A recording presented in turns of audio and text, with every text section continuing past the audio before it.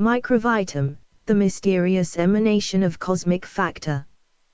The discourse is on Microvitum, the mysterious emanation of cosmic factor.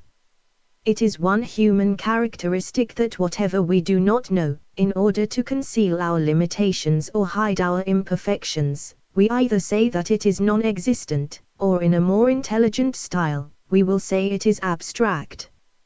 In this universe of ours, whatever comes within the scope of our senses or within the periphery of our perception, we say, it is, and whatever is beyond the arena of the senses or the jurisdiction of perception, we cannot say anything.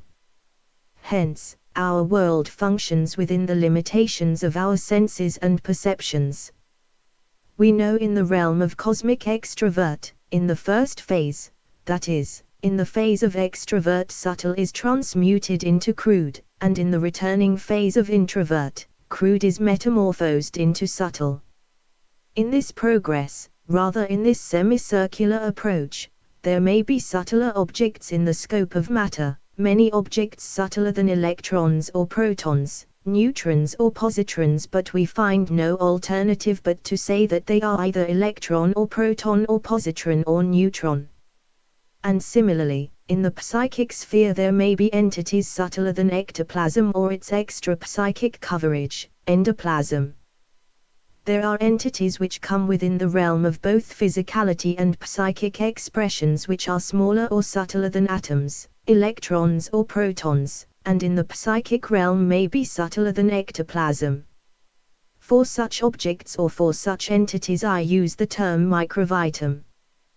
This microvitum, or in plural microvita, are not of protoplasmic order, and as such they have got little to do with carbon molecules or carbon atoms, which are treated as the initial points or initial stage of life in this universe.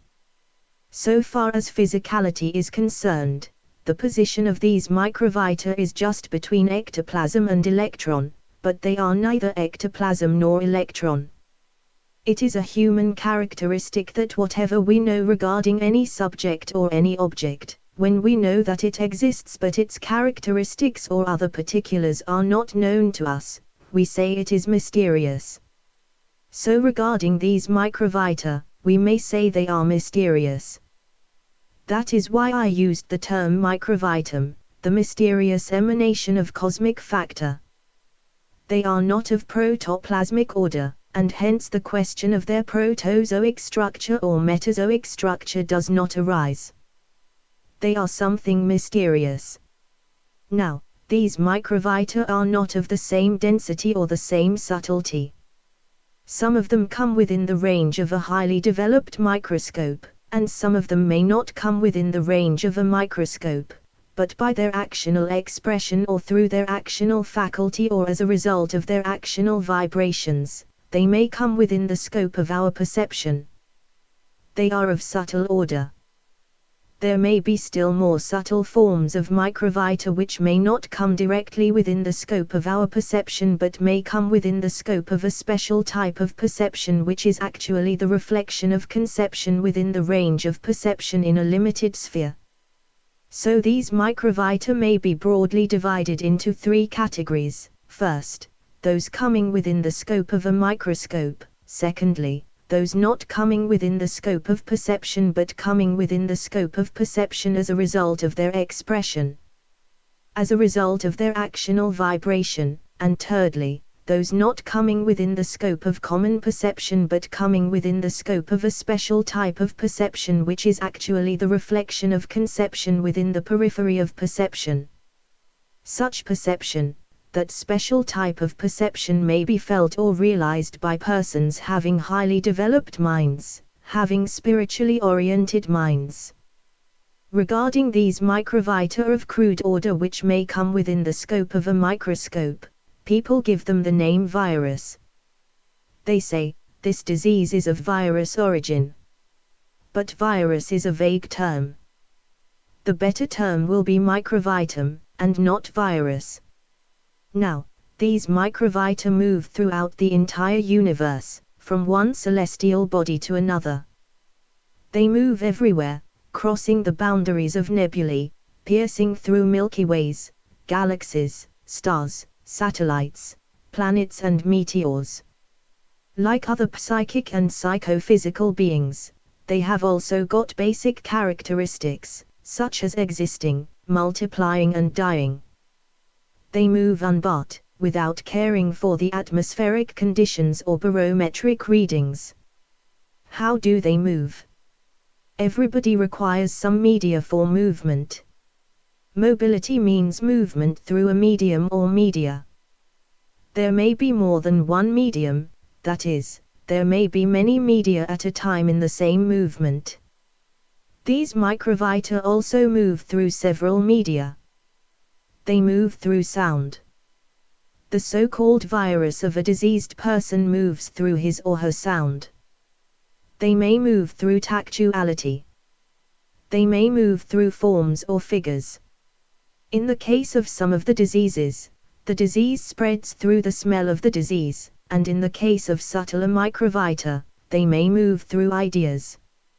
A particular idea may get accelerated and spread in a particular planet with the help of a few conceptually developed minds. That is, a great man with a great conceptually developed mind may spread his ideas with the help of these microvita throughout that planet, or even throughout this universe in different celestial bodies. Now, what is the root cause of this universe? Which is the starting point of life or vitality? These microvita are the carriers of life in different stars, planets and satellites, not carbon atoms or carbon molecules. These living creatures with their mysterious movement create minds and bodies, living bodies in different celestial bodies, and they also destroy minds and physical bodies, or developed or undeveloped corpora, in any corner of this universe. So the root cause of life is not the unicellular protozoa or unit protoplasmic cell, but this unit microvitum. Now, there should be extensive research work regarding this microvitum or these microvita. Our task is gigantic and we are to start our research work regarding these microvita immediately without any further delay, otherwise many problems in modern society will not be solved in a nice way. As prama, equilibrium and equipoise, is an essentiality in the field of intellectuality or intellectual pursuit, similarly in the higher intellectual realm research work on these microvita is extremely necessary. Here we should again remember the fact that these microvita are creations in the internal phase, rather in the returning phase of cosmic expression. We are human beings with developed intellect. I think, rather I hope, rather I am sure that the day is sure to come when human beings will have proper control over these microvita. In ancient times, regarding the singular or collective structures of these microvita, the ancient Arsis or sages said that they are of 7 types, of 7 species, and gave them the names, yaks, gandharva, vidya, kinnara, siddha, prakrtiliina and videhaliina according to the nature of their subtlety or the nature of their crudeness. I think, by dint of our spiritual sadhana, rather our physico-psycho-spiritual sadhana, our minds will develop in all strata, and the power of conception, the power of conceiving, will also develop, and with that developed conceiving power, we will know all the secrets of these microvita. Shri Prabhat Ranjan Sarkar. Renaissance Universal. The 31st of December, 1986, Calcutta. A few problems solved Part 8.